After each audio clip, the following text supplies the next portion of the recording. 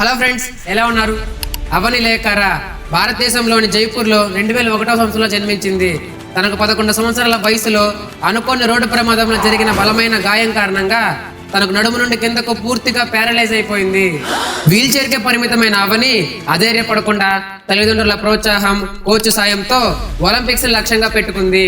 లక్ష్య సాధనలో తనకి ఎన్ని ఇబ్బందులు ఎదురైనా తన ప్రాక్టీస్ ను మాత్రం ఆపలేదు. తన కష్టానికి ఫలితంగా 2017లో నేషనల్ ఛాంపియన్షిప్ ను గెలుచుకొని తన జర్నీని మొదలుపెట్టింది. తరువాత వరుసగా 2020 టోక్యోలో జరిగిన పారా ఒలింపిక్స్ లో 10 మీటర్ల షూటింగ్ విభాగంలో గోల్డ్ మెడల్ ను మరియు 2024లో ప్యారిస్ లో జరిగిన పారా ఒలింపిక్స్ లో గోల్డ్ మెడల్ సాధించింది. వరుసగా 2 గోల్డ్ మెడల్ సాధించిన భారతదేశం మొట్టమొదటి మహిళగా చరిత్ర సృష్టించింది. సాధించాలి అనే తపన, దృఢ సంకల్పానికి అంగవైకల్యం అడ్డు కాదని నిరూపించింది. ఓవరాల్ గా అవని స్టోరీ ఎలా ఉందో కామెంట్ చేయండి. ప్రతి ఒక్కరికి తెలిసేలా షేర్ చేయండి.